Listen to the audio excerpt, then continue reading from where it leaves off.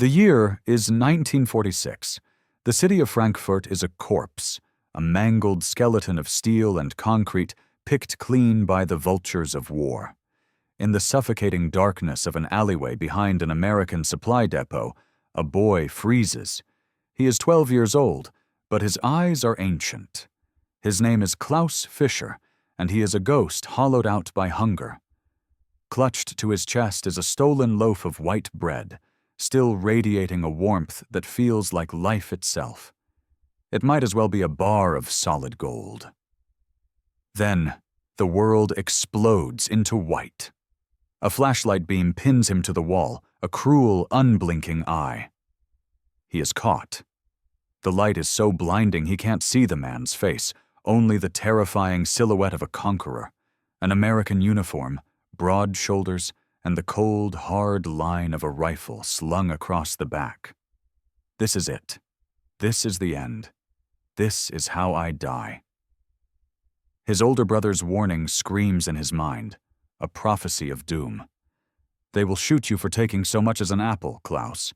These are the same monsters who turned our cities to ash. They have no mercy. The word monster had been hammered into his skull by the propaganda, by the posters on every corner showing hook-nosed demons in American uniforms dragging away blonde German children. He'd believed it. How could he not? His father was buried somewhere beneath this city, crushed in the firebombing of '44. His uncle, a 62-year-old man armed with a hunting rifle against a column of tanks, had simply vanished into the meat grinder of the final days. The Americans were not men. They were a reckoning. But the monster in front of him wasn't moving. It was just standing there. And Klaus couldn't run. Fear had poured concrete into his legs. He could only think of his mother, who hadn't eaten in 3 days, her body withering after trading her wedding ring for a pittance of black market flour. He thought of his little sister, Greta, whose nightly cries from an empty, swelling stomach were the soundtrack of their ruin. What choice did he have? What choice does a rat have in a maze of traps? The silhouette steps forward. The soldier says something. The words are alien, a harsh, guttural bark in a language Klaus can't comprehend. The soldier is young, maybe 25, with dark hair and eyes that carry the exhaustion of 1,000 years. He's closer now, his hand reaching out. Klaus braces himself, flinching, expecting the brutal slap of a rifle butt, the crack of bone. Instead, the soldier's fingers touch the bread. The touch is gentle, almost reverent. He doesn't rip it away. He doesn't strike. He just looks at the loaf, then at the skeletal boy clutching it, then back at the bread. Then the monster speaks, and the words that come out shatter Klaus's reality. In broken, heavily accented German, the soldier asks, "Du hungrig? Are you hungry?" Klaus can only nod, a spastic jerk of his head. His entire body is convulsing, a symphony of fear, cold, and the relentless gnawing of starvation that had already stripped 3 pounds from his emaciated frame this month alone. What the American does next is an act Klaus will replay in his mind 1,000,000 times, a scene he will carry to his grave. He takes the loaf. But he doesn't keep it. He breaks it in half. He hands a massive piece back to Klaus. Then he points a thumb toward the depot's kitchen door. "Morgen früh," he says, "tomorrow morning. Du kommst arbeiten. You come work." Klaus stares at the bread in his hand, this impossible gift. His mind screams, "It's a trap! They are cruel! They want to humiliate me, to make a spectacle of the German thief before they punish me." But the soldier is already walking away. He reaches the depot entrance, pauses, and turns. He says one more word, a word that will become the cornerstone of Klaus's new life. Versprechen. Promise. Klaus didn't know it then, couldn't possibly comprehend it, but that single piece of bread would feed him for the rest of his life. He doesn't go the next morning. Of course he doesn't. He huddles in the corner of their shared room, a squalid space crammed with 3 families in the bombed-out shell of a building. The bread is divided with the precision of a diamond cutter. A piece for Mama, a piece for Greta, a piece for him. He chews each mouthful into a paste, making it last, trying to resurrect the memory of real flour on his tongue for the first time in an eternity. The hungry eyes of the other families watch him, but no one dares ask where the miracle came from. It was a trick, he tells himself, the old hate a comforting blanket. He was mocking me. If I go back, they'll be waiting with handcuffs and rifles. But by evening the bread is gone. The miracle has been devoured, and Greta is crying again. It's a weak, pathetic sound now, the sound of a small body surrendering to its own emptiness. Klaus can't get the soldier's face out of his head. It wasn't angry, or disgusted, or cruel. It was just tired, and maybe sad. Tomorrow, you come work. The words were an invitation, not a threat, a promise. He had been trained for monsters. In the Deutsches Jungvolk, the junior Hitler youth, his instructor, Herr Vogel, had shown them the posters. The American GIs with the slogan, "They will defile our women, execute our children." This is the price of their Jewish master's revenge. Klaus had swallowed every poisonous word. He had helped identify his own father's pulverized body by the wedding ring still on a dismembered finger. He had hidden in a root cellar with his mother and sister when the Americans rolled into the countryside, waiting for the screams Herr Vogel promised would come. But the screams never came. Instead, American medics set up a field hospital and treated German civilians alongside their own wounded. It was a contradiction his indoctrinated mind couldn't solve. The scent from the American depot had been a constant torture. The smell of baking bread, of yeast and butter and roasting meat, ghosts from a life before the war. It drove him insane with need. He'd tried stealing twice before. A British soldier had boxed his ears and sent him running. The second time, he'd dropped a precious tin of beans, watching it split open on the cobblestones as he wept in furious frustration. Last night, he thought he'd finally succeeded, until he ran straight into Private James Crawford of Louisville, Kentucky. The next morning, Klaus goes. He walks to the front gate this time, in the cold light of day, his heart a frantic bird beating itself to death against the cage of his ribs. A giant of a guard with red hair and a face full of freckles looks down at the tiny German boy and barks something in English. Klaus stammers, his voice a squeak. "Soldat, gestern." The soldier, "Yesterday." "Sagte Arbeit," he said, "work." The guard lets out a booming laugh, a sound that makes Klaus flinch, but then he just waves him through, pointing towards the kitchen building. They're all in on it, Klaus thinks, his blood running cold. They've been waiting for me. He pushes the kitchen door open, expecting a tribunal. Instead, there is only one person inside. The same soldier from the alley. He's standing at a steel counter, cutting vegetables with a knife big enough to split Klaus in two. Private Crawford looks up, and his face breaks into a smile. Not a smirk, not a cruel grin. A real smile, one that reaches his tired eyes. "You came," he says in that mangled German. "Gut, guter Junge." "Good. Good boy." Klaus stands frozen in the doorway, coiled like a spring, ready to bolt. Crawford sees the terror in his eyes. He deliberately, carefully, sets down the massive knife on the counter, where Klaus can see it is no longer in his hand. He walks to a shelf, takes down an adult-sized apron that will swallow Klaus whole, and holds it out. "Du arbeitest," Crawford says, gesturing to a mountain of potatoes on the counter. "Du isst. You work. You eat. Fair, ja?" Klaus is paralyzed, his brain a battlefield of contradictions. He's setting a trap, but he's smiling. They torture children, but he put down the knife. Americans are monsters, but he fed me. Crawford sighs, seeming to understand. He picks up a potato and a peeler and begins a slow, exaggerated demonstration. Peel, rinse, cut. He slides the peeler across the counter toward Klaus. You try, show me. Klaus's hands tremble as he picks up the tool. He's peeled thousands of potatoes. For 2 years, it's been his entire world. But under Crawford's patient gaze, he fumbles. The peeler slips, and a thin line of red blood wells up on his thumb. He jerks back, bracing for the punishment he knows is coming for being clumsy, for being weak. But Crawford just makes a soft sound. Ah, hell. He moves quickly, but not to strike.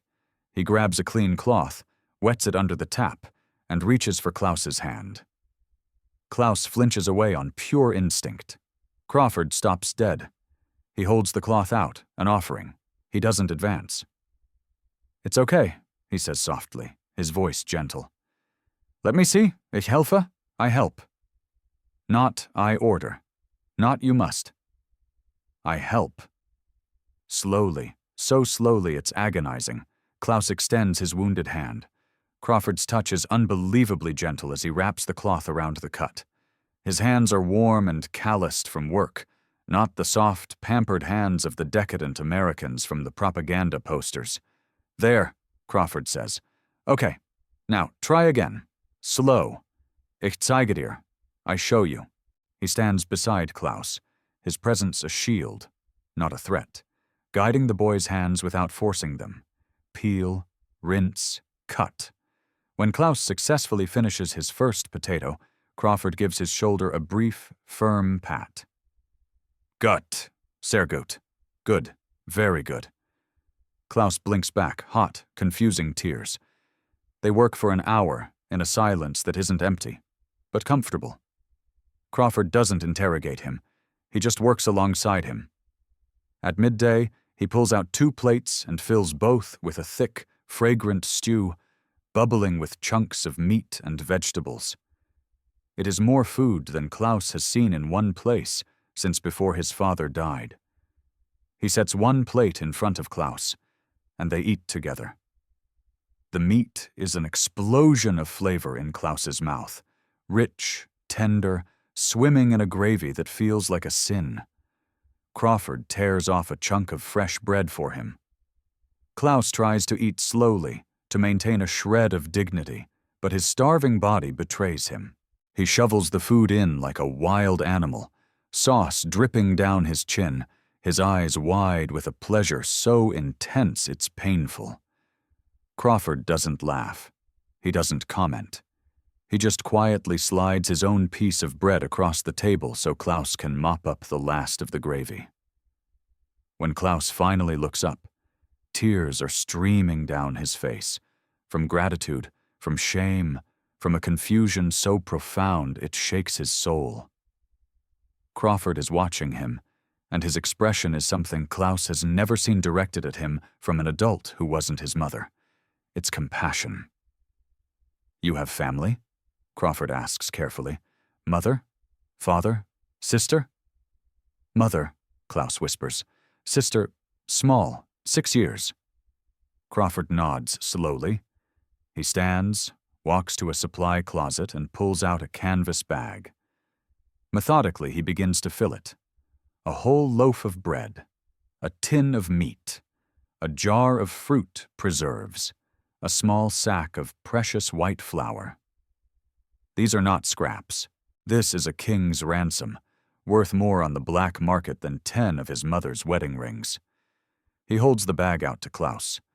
Klaus just stares at it. At him. At the bag. He finally finds his voice. Why? He asks in German. Warum? Why are you doing this? Crawford's face flickers with something painful. He reaches into his pocket and pulls out a photograph, creased and worn from 1,000 viewings. He shows it to Klaus. A woman with dark hair and a little boy, maybe 8 years old, both smiling into the camera. My wife, Crawford says quietly. My son, Tommy. He traces the boy's smiling face with a calloused finger. "I think, if my Tommy is hungry, if he needs to steal food to eat, I hope someone helps him. I hope someone is kind." Klaus takes the bag, his hands trembling. "Danke," he whispers. "Thank you." Crawford musters a small, tired smile. "Tomorrow. You come tomorrow?" Klaus runs home, the bag clutched to his chest like a holy relic. The weight of it is more valuable than any gold. But it's not the food that finally makes him break down sobbing as he sprints through the ruined streets of Frankfurt.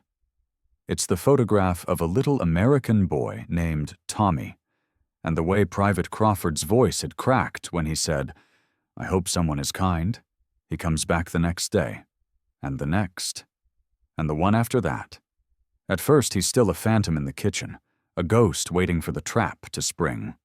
He works with a desperate efficiency, speaking only when spoken to, taking his daily payment of food and disappearing. Stay useful. Don't give him a reason to change his mind. But Crawford is a rock. Every day, the same routine. Work, eat together, take food home. And every day, Crawford talks to him. Simple stories about a place called Kentucky, about something called bluegrass, and horses that ran in circles for sport. He laughs at his own atrocious German, and the sound begins to chip away at the ice around Klaus's heart. Klaus starts arriving earlier. He starts asking questions. "What is this?" he asks, pointing to a strange vegetable. "How you make this?" he asks, watching Crawford work his magic at the stove. Crawford answers every single question with infinite patience, often resorting to wild pantomime that makes Klaus crack his first real, genuine smile in over a year. Then one day, the sanctuary is breached. A sergeant storms into the kitchen, a tall man with a face like granite, and starts barking at Crawford in rapid-fire English, stabbing a finger in Klaus's direction. Klaus freezes. This is it. Someone complained. The game is up. The sergeant's voice is rising, accusatory. Crawford's voice rises to meet it. A low, firm wall of defiance. They are arguing over him. The sergeant points at the door, an order of dismissal. Crawford physically steps between Klaus and the superior officer, his body a shield. Finally, the sergeant throws his hands up in disgust and storms out. Crawford turns to Klaus, his face flushed with anger. "You okay?" He struggles to find the German words. He says, "Rules." I say. He makes a dismissive, almost vulgar gesture. "You stay. You work here, okay?" Klaus's voice is a barely audible whisper. "You fought. For me." Crawford looks almost surprised by the statement. "Of course," he says, as if it were the most obvious thing in the world. "You're a good worker. You're a good kid." Something inside Klaus Fischer's chest cracks open. He is 12 years old. He has survived a war that killed his father, watched his city burn to the ground, and stolen food to keep his sister from starving. And in this moment, a soldier from the army that destroyed his world is calling him a good kid. He is defending him. He is protecting him. In that instant, the entire foundation of his life, built on the bedrock of state-sponsored hatred, crumbles into dust. Everything they told me was a lie. The realization hits him with the force of a physical blow, as shocking and world-altering as the moment the firebomb had ripped his building apart. Crawford mistakes his stunned silence for fear. "Hey, it's okay," he says, placing a hand on the boy's shoulder. "You're safe here, I promise." He was safe. Klaus would later say that was the moment he stopped being afraid. It was the moment he stopped being a German and Crawford stopped being an American. In that kitchen, they were just two people, and one of them was being kind. One morning, a group of German men, former soldiers, gather outside the depot fence. They see Klaus working and start yelling, "Verräter Junge, traitor boy, Amerikaner Haustier." American pet. The words are like acid, shame burning in Klaus's stomach, but Crawford's hand lands firmly on his shoulder. "They are wrong," he says, his voice low and intense. "You are not a traitor. You survive. You help your family. That is not shame. That is brave." He crouches to look Klaus in the eye. "Listen, war over. Germany lost. I am not happy about war. You are not happy, but war is over. Now, we build again. Zusammen? Together. Yes?" "They say Americans are—" Klaus stops, the poison from his training trying to surface. "Americans are gangsters. Americans are Jewish puppets." "Say what?" Crawford prompts gently. Klaus shakes his head. "Nothing. They are wrong. You are not what they say." A sad smile touches Crawford's lips. "We are not all good. Some American soldiers, they are bad. Some are good. Like all people. Like Germans. Some bad, some good. Yes?" It was the simplest, most profound truth Klaus had ever heard, and it unraveled the last thread of his hatred. It's not about monsters and heroes. It's just about people. Crawford starts teaching Klaus English during their lunch breaks. He brings him forms for a new school being set up by the occupation authorities. "You work morning, go school afternoon," he insists. "You are smart, cannot work kitchen forever, must have future." The idea that someone, an enemy, was not just feeding him for today, but was invested in his future, was more than Klaus could process. That night, Klaus tells his mother everything. He expects anger, a lecture on the danger, on the shame of working for the occupiers. Instead, his mother, Anna Fischer, simply weeps. She pulls her son into her thin arms and whispers, "Danke Gott." Thank God. The next morning she puts on her best dress, a patched but clean garment from a forgotten time, and walks with Klaus to the depot. She stands before the American soldier who has been feeding her children, her back straight with a desperate, fragile dignity. Crawford shakes her hand, a formal gesture of respect. "Your son," he says slowly, "very good worker, very smart. You have a good boy." Anna's voice trembles. "I cannot pay you. I have nothing." "No pay needed," Crawford interrupts gently. "He works. I feed. That is pay." And he hands her a bag of rations even larger than usual. Anna takes it, her hands shaking, and then she does something that stuns them both. She bows her head and kisses the soldier's hand, a gesture of profound, almost biblical gratitude. "Bitte danke," she whispers. "Please, thank you." Crawford's eyes are wet. He gently takes his hand back and instead offers her a formal handshake. Firm, respectful, between equals. Walking home, Anna holds her son's hand. "This man," she says, her voice thick with emotion, "this American, he is a good man." "Yes," Klaus agrees. She stops, turning to face him, her eyes burning with intensity. "You must remember this, Klaus. When they tell you someone is your enemy, when they tell you to hate people you have never met, when they tell you the world is simple and clear, they are lying. Do you understand?" "I understand, Mama." "Good," she says, squeezing his hand.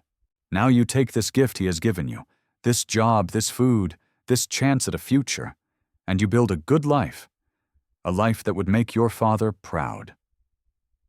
Crawford rotated home in August 1946. The news came suddenly.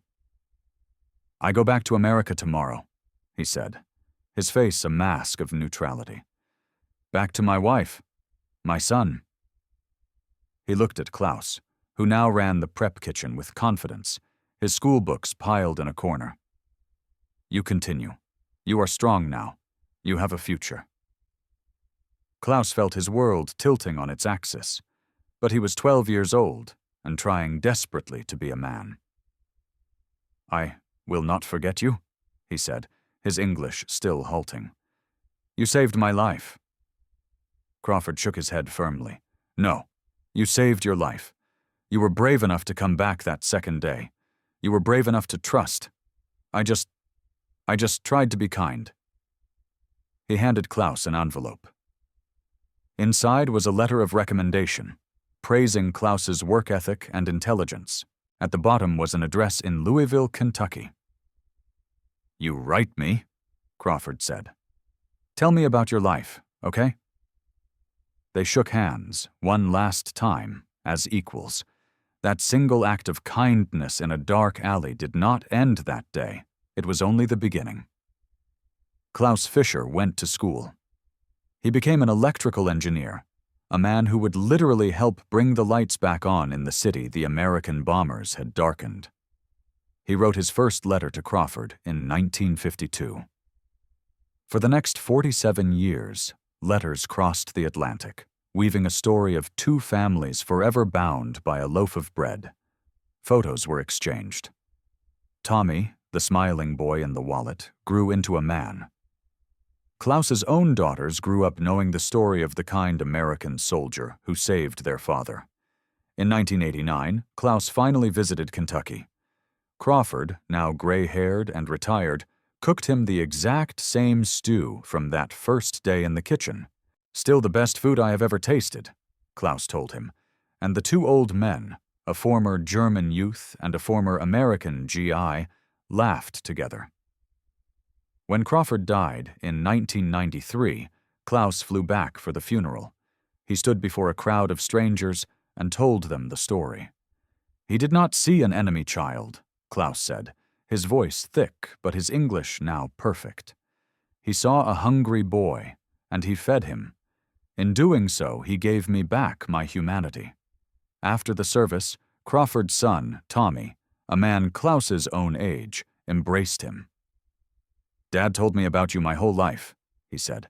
"He always said you taught him something, too. That kindness isn't some grand gesture. Sometimes it's just seeing someone who's hungry and sharing your bread." Klaus Fischer died in 2016. In his desk, his daughters found a box.